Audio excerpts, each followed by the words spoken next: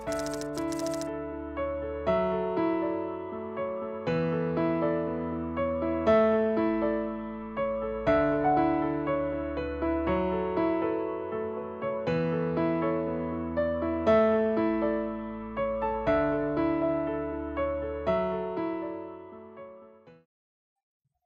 আমন্ত্রণ জানাচ্ছি আমাদের আজকের এই পর্বে। আলো নিয়ে যখন আমরা কথা বলা শুরু করি, মূলত এই টপিকটি দিয়ে শুরু হয়, আলোর প্রতিফলন। আমরা যখন ছোটবেলা থেকে আলো নিয়ে কথা বলতাম, প্রথম টপিকটি ছিল আলো আসলে একটা জায়গা থেকে আরেক জায়গায় যখন চলে প্রতিফলিত হয় কিভাবে, তারপরে প্রতিসরণ ঘটে কিভাবে, আলোর শোষণ হয় কিভাবে, এই ব্যাপারগুলো চলে আসে। কিন্তু আজকে আলোর প্রতিফলন পড়ানোর আগে আমরা একটি সুন্দর টপিক নিয়ে আলোচনা করব। সেটি হচ্ছে মিরর, বা আমরা বাংলায় যেটিকে দর্পণ হিসেবে পড়ি সেটিকে আমরা আসলে দর্পণ বলবো না, আমরা এখন থেকে পড়বো আয়না। আয়নাবাজি খুব বিখ্যাত মুভি ছিল এবং হচ্ছে যে আশা করি সবাই এটি দেখেছি। আমি যখন ফিজিক্স পড়তাম, মিরর মানে কেন দর্পণ এই জিনিসটি নিয়ে সবচেয়ে বেশি হতবাক হতাম, এবং এরপর থেকে আমি ঠিক করলাম যে মিরর মানে তো আসলে বাংলা পরিভাষা যখন আমরা করছি তখন হচ্ছে মিরর মানে দর্পণ না বলে আমরা আয়না বলতে পারি। আয়নার ইতিহাসটা একটু আমাদের জানা দরকার। মূলত মানুষ একটা সময় পর্যন্ত নিজেকে নিজে দেখতে পাবে এই ব্যাপারটি নিয়েই সবচেয়ে বেশি হতবাক হতো, বা হচ্ছে যে যদি কখনো কোনো জায়গায় নিজের ছবি দেখতো মনে করতো যে এই জায়গার মধ্যে হয়তো অন্য কোনো মানুষ আছে। প্রথম প্রশ্ন, পৃথিবীর প্রথম আয়না আসলে কি ছিল? পৃথিবীর প্রথম আয়না প্রতিদিন আমরা পান করি, এবং এই আয়নাটি অপর নামটি হচ্ছে জীবন। অর্থাৎ পৃথিবীর প্রথম আয়না হচ্ছে খুব সুন্দর একটি জিনিস, পানি। পৃথিবীর প্রথম আয়না হচ্ছে পানি। মানুষ প্রথম নিজেকে দেখতে শুরু করে পানির মতন লেয়ারগুলোতে, কিংবা খুব চকচকে কোনো জিনিসের মধ্যে। এখন কথা হচ্ছে, আমি নিচে আরেকটি টার্ম লিখেছি, সেটি হচ্ছে পৃথিবীর প্রথম বাণিজ্যিক আয়না কোনটি। এখন বাণিজ্যিক কথাটা মানে কি? আপনারা বা তোমরা কখনো কিন্তু বাজারে যে এটি বলতে পারবো না যে 1 কেজি পানি বা 1 লিটার পানি আমি বিক্রি করছি, এটি আয়না হিসেবে বিক্রি করছি, এটি কখনো বলা যাবে না। বাণিজ্যিক আয়না হচ্ছে সেই আয়না যে আয়নাকে আমরা আসলে বাজারে বিক্রি করতে পারবো। এখন কথা হচ্ছে, বাজারে বিক্রি করার জন্য আমার তো বেটার কোয়ালিটির আয়না দরকার, যে পানিতে আমি যেরকম করে নিজের ছবিটি দেখতে পাই তার চেয়ে বেটার ওয়েতে কিভাবে, আরো কিভাবে পরিষ্কারভাবে, আরো বেশি পরিষ্কারভাবে আমি আমার ছবিটি দেখতে পাবো। মানুষ এটি নিয়ে ভাবা শুরু করলো, এবং প্রথম যে বাণিজ্যিক আয়নাটি তৈরি হলো সেই তৈরিকৃত আয়নাটি ছিল এক ধরনের পাথর থেকে, চকমকে একটা পাথর, কালো কালারের একটি পাথর, তার নাম হচ্ছে অবসিডিয়ান স্টোন। এটি পাওয়া যেত হচ্ছে বর্তমান তুরস্ক যে জায়গাটি রয়েছে সেই জায়গার আগের নামটি ছিল হচ্ছে আনাতোলিয়া, এবং সেটি ছিল 6000 বিসি বা বিফোর ক্রাইস্ট। এই পাথরটিকে খুব অদ্ভুত একটি ধর্মীয় দৃষ্টিভঙ্গি থেকে দেখা হতো। কিরকম? এই পাথরটির অন্য নাম ছিল উইজার্ড স্টোন। কারণটি ছিল মানুষ অনেক আগে থেকেই নিজেকে যেখানে দেখতে পেত সেটিকে আসলে একটি পবিত্র জিনিস হিসেবে গণ্য করতো। একটা গল্প আমরা সবাই জানি, একজন রাজা হচ্ছে পৃথিবীর সব গণ্যমান্য ব্যক্তি বা জ্ঞানীদেরকে নিয়ে সভা বসালো, তাদেরকে বলল যে পৃথিবীর সব জ্ঞানকে একসাথে করে দেখাতে। তো সেই রাজা যখন করতে দেখাতে বললো, এত বিশাল বই হলো যে সেই বিশাল বই আসলে তার পক্ষে পড়া সম্ভব ছিল না। জ্ঞানীদেরকে বলা হলো আরো ছোট করো, তারা আরো ছোট করলো, আরো ছোট করলো, তারপরেও রাজার পক্ষে পড়া সম্ভব না। তো বললো আরো ছোট করো, আরো ছোট করা হলো, তারপরেও রাজার পক্ষে পড়া সম্ভব হলো না। বলা হলো একটা বাক্যে তুমি প্রকাশ করো, একটা বাক্যে প্রকাশ করা হলো, তারপরেও রাজা বললো যে না, এই বাক্য পড়া সম্ভব না। দেন বললো এক লাইনের মধ্যে, কয়েকটা ওয়ার্ডের মধ্যে প্রকাশ করার জন্য, এবং কথাটি ছিল নো দাই সেলফ, নিজেকে জানো। তার মানে নিজেকে জানা পৃথিবীতে সব সময়ের জন্যই, আদিকাল থেকে এখন পর্যন্ত নিজের পজিটিভিটি, নিজের নেগেটিভিটি, এই জিনিসগুলো জানা আসলে একটি পবিত্র জ্ঞান করা হতো, এবং এখনো সাইকোলজিক্যাল দিক থেকে নিজেকে যদি যে কোনোভাবে শোধরানো যায় সেটি আসলে সবচেয়ে বেশি উপভোগ্য জিনিস হবে। এখন কথাটি হচ্ছে, মানুষ যখন সেখানে নিজেকে দেখতে পেত, নিজের সবকিছুকে দেখতে পেত, সেটাকেও তারা একটা পবিত্র জ্ঞান করত, এবং তারা ধারণা করত এই পাথরটি অবসিডিয়ান স্টোন এটা শয়তানকে দূরে রাখে, ডেমন্সকে দূরে রাখে, এটা সবসময় বলা হতো, এবং এই কারণে এটাকে উইজার্ড স্টোন নাম দেওয়া হয়েছিল। এই চকচকে পাথরটিকে ঘষে ঘষে এবং এইটাকে সাধারণত বাণিজ্যিক আয়নার আকারে রূপদান করে পরবর্তীতে পৃথিবীর প্রথম বাণিজ্যিক আয়নাটি প্রচলন করা হলো। এখন কথা হচ্ছে, পৃথিবীর প্রথম আধুনিক আয়না কে তৈরি করেছেন? প্রথম কথা হচ্ছে, আধুনিক আয়না আসলে কি? যে আধুনিক আয়নাটি এখন আমরা ব্যবহার করি, এখন আয়নার যে স্বরূপটি রয়েছে সেই স্বরূপটিকে আমরা আধুনিক আয়না বলে আখ্যায়িত করছি। পৃথিবীর প্রথম আধুনিক আয়না সেটি হচ্ছে মডার্ন গ্লাস মিরর। দেখা গিয়েছে যে গ্লাসকে যদি আমরা আয়না হিসেবে ইউজ করতে পারি, কাঁচকে ইউজ করতে পারি, সেটি সবচেয়ে ভালো প্রতিফলক হিসেবে কাজ করে। এর পেছনে যে ইনভেন্টর, তিনি হচ্ছেন জাস্টাস ভন লিবিক। তিনি একজন জার্মান কেমিস্ট ছিলেন এবং তিনি একটি প্রক্রিয়ার মাধ্যমে এই দর্পণ বা হচ্ছে যে আয়নাটিকে তৈরি করেছিলেন। এবং সেই তৈরির প্রক্রিয়াটি হচ্ছে, আমি একটা গ্লাস নিব, সেই গ্লাসের পিছনে একটা সিলভার বা হচ্ছে যে রূপার প্রলেপ লাগিয়ে দিব এবং সেটি একটি ভালো আয়না হিসেবে কাজ করবে। প্রথম কথা হচ্ছে সেই সিলভারটি কোত্থেকে পাবো আমি? সেই সিলভারটি পাওয়ার জন্য এই ধরনের একটি বিক্রিয়া ইউজ করা হয়। সেই বিক্রিয়াতে কি করা হয়? প্রথমে ইথানল নেওয়া হয়, এটি হচ্ছে ইথানল, এবং ইথানলের সাথে হচ্ছে টলেন বিকারকটি মিশ্রিত করা হয়। টলেন বিকারক মিশ্রিত করলে অ্যাট লাস্টে সিলভারের একটি অধক্ষেপ পাওয়া যায় এবং এই সিলভারটিকেই ব্যবহার করা হয় পরবর্তীতে যে একটা গ্লাসের পিছনে সিলভারের প্রলেপটি লাগানোর জন্য।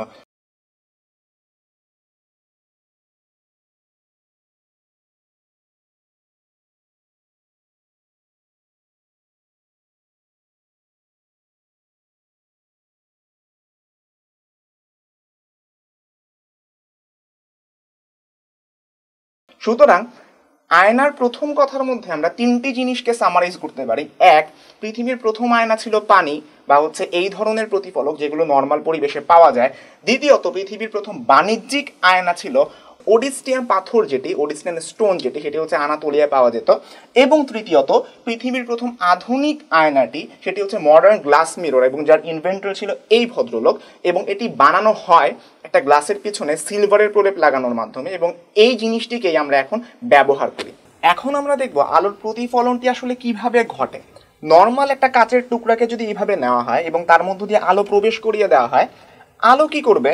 এই লাইনটা যে ঢুকবে এবং একটু বেঁকে এইভাবে হচ্ছে এই পথে বের হয়ে যাবে এবং এটাকে আমরা আলোর প্রতিসরণ বলি। এটা আমরা পরবর্তীতে আলোচনা করব। কথা হচ্ছে, আলো ততক্ষণ পর্যন্ত প্রতিফলিত হবে না যতক্ষণ পর্যন্ত এখানে একটা বাধা আমি দিচ্ছি, যেই বাধার কারণে আলোটি এখানে ধাক্কা খেয়ে আবার যেই মাধ্যমে এসেছিল সেই মাধ্যমেই ফিরে যাবে। এজন্যই একটা কাজ করা হয়, কাচের পাত্রটি আমি নিব এবং এর একটা পাশে আমি সিলভারিং করে দিব বা একটা সিলভারের প্রলেপ লাগিয়ে দিব, যেই কারণে আলো যখন এখান থেকে এখানে আসলো এটি আর এই দিকে যেতে পারবে না। না যেয়ে কি করবে? আলোকে অবশ্যই চলতে হবে এবং সেই চলার জন্য সে আবার আগের মাধ্যমেই এইভাবে ফেরত যাচ্ছে। এবং এই যে ঘটনাটি, যে আলো এক মাধ্যম থেকে আসছে আবার সেই মাধ্যমেই ফেরত যাচ্ছে, এই জিনিসটিকেই আমরা প্রতিফলন বলে আখ্যায়িত করি, যার মাধ্যমে আমরা আসলে এইখানে অবস্থিত যে কোনো একটা অবজেক্ট থেকে প্রতিফলিত আলো আবার সেই মাধ্যমেই ফিরে যাচ্ছে, যার মাধ্যমে এই জায়গাটিতে আসলে সে তার একটা বিম্ব দেখতে পাবে বা তার মতোই অনুরূপ একটা কিছু দেখতে পাবে, যেটাকে আমরা বিম্ব বলি। সেটিও আমরা পরবর্তীতে আলোচনা করব। এই হচ্ছে আলোর প্রতিফলনের মূল ঘটনাটি, যে এক, আমার এখানে একটা যদি কাচপাত রাখা হয় সেটি আসলে এখান থেকে এখানে ডিরেক্টলি চলে যায়, তার জন্য আমার একটা বাধা দেওয়া লাগবে, বাধা দিলাম, আলো আসলো, আবার আগের মাধ্যম ফিরে গেল। এই হচ্ছে প্রতিফলন। আয়না কিন্তু অনেক ধরনের হয়। আমরা প্রধানত দুই ধরনের আয়না নিয়ে আলোচনা করি, কিন্তু আরো কয়েক ধরনের আয়না রয়েছে, কিছু মজার মজার আয়না।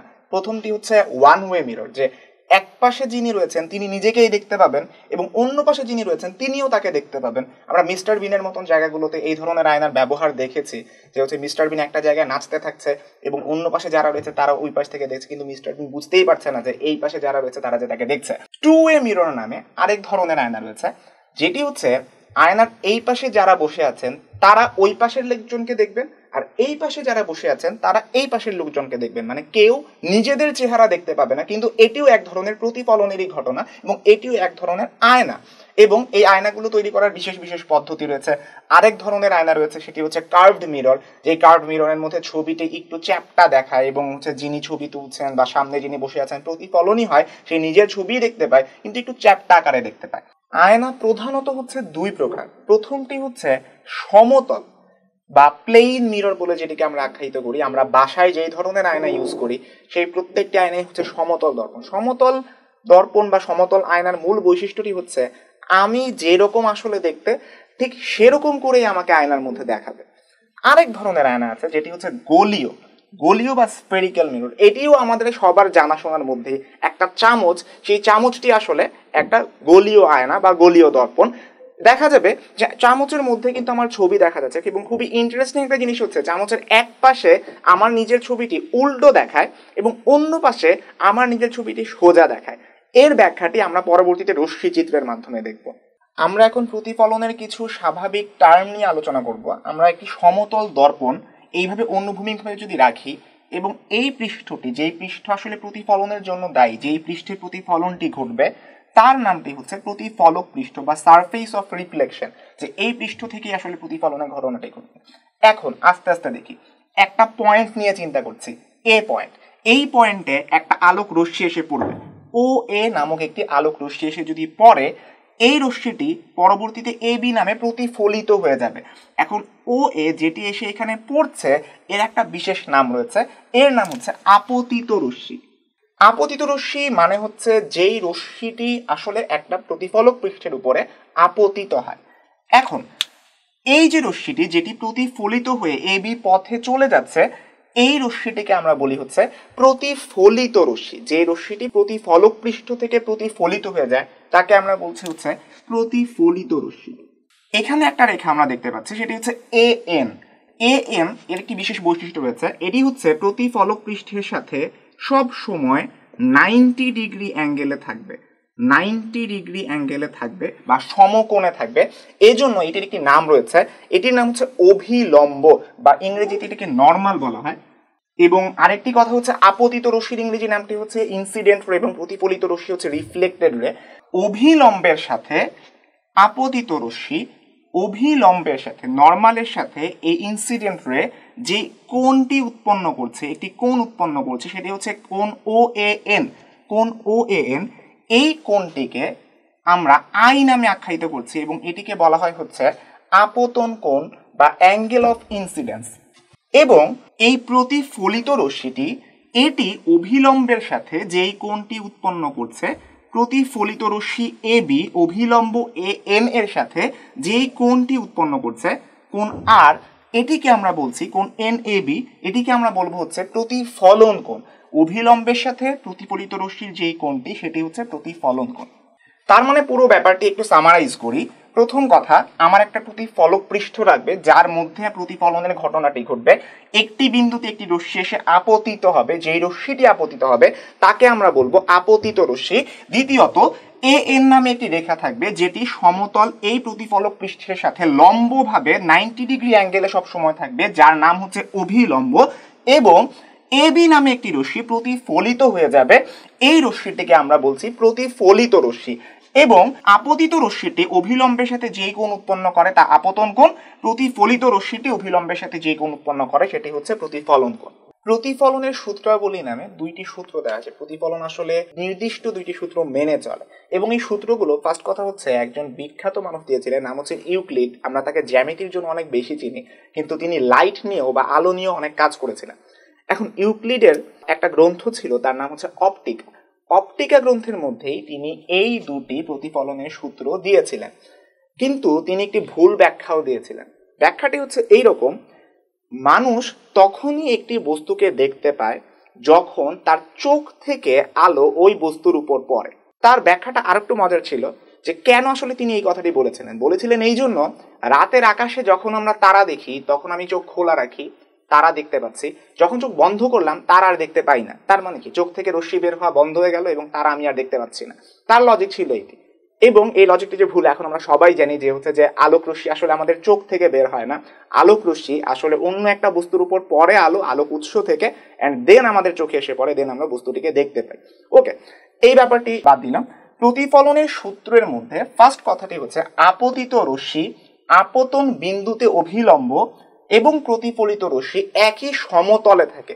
এটির খুব সুন্দর ব্যাখ্যা হচ্ছে, আমার এই দুইটি মার্কার, এটি যদি হয় আপতিত রশ্মি এবং এটি যদি হয় প্রতিফলিত রশ্মি, তাহলে এই দুইটি রশ্মি একটি বোর্ডের উপরে থাকবে, বোর্ডের উপরেই থাকবে, কখনো এইরকম করে আলাদা দুইটি তলে থাকবে না, এটি এক তলে এটি অন্য তলে।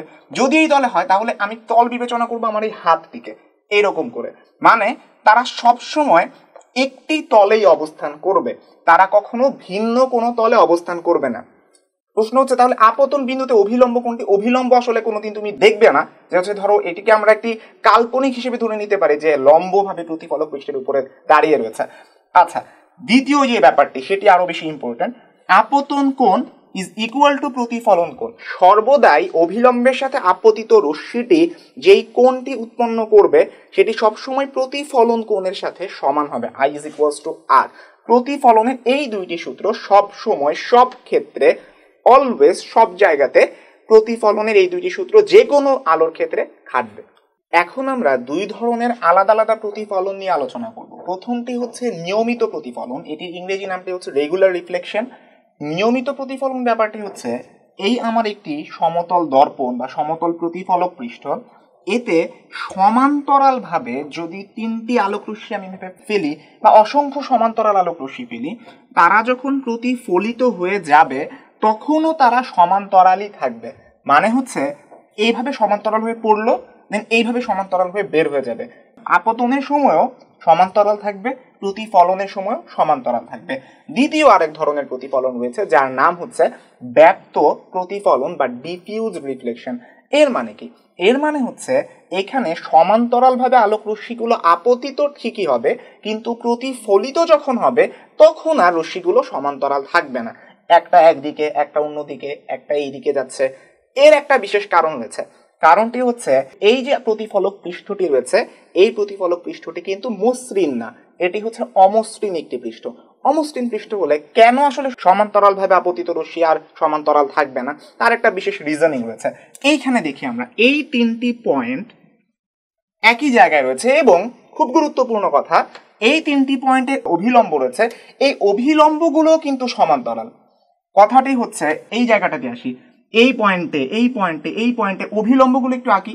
অভিলম্বগুলো একটা এরকম, একটা এরকম, একটা এরকম, একটা এরকম, এই ধরনের চেঞ্জ হতে থাকবে। অভিলম্ব এই জায়গাটিতে প্রত্যেকটি বিন্দুর জন্য অভিলম্বগুলো আলাদা হিসেবে পরিগণিত হচ্ছে, কিন্তু এই সারফেসে সবগুলো বিন্দুর অভিলম্ব হচ্ছে একই থাকছে।